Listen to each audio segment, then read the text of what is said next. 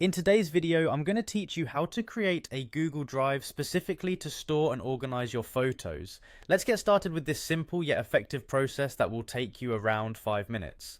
First, navigate to Google Drive by going to the URL drive.google.com. If you're not already signed into your Google account, you'll be prompted to do so. Signing in is essential as this connects your Google Drive to your account, ensuring your photos are safely stored and easily accessible from anywhere.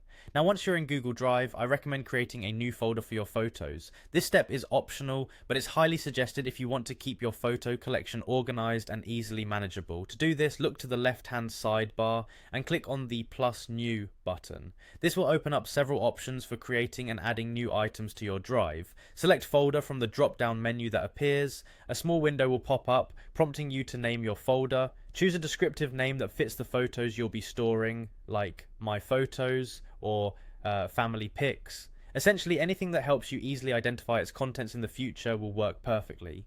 After naming and creating your folder, it's time to upload your photos. Click into the new folder you've just created to ensure all uploads go directly into it. Then you'll want to click on the plus new button again.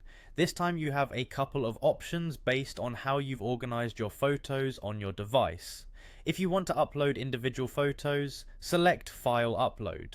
This choice is great for when you want to pick and choose specific images to add to your collection.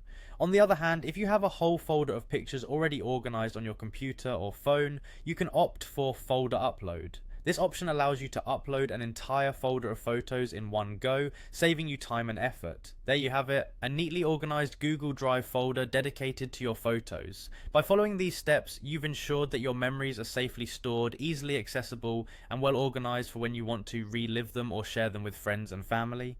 Thanks for watching, and don't forget to subscribe for more helpful tech tips and tutorials.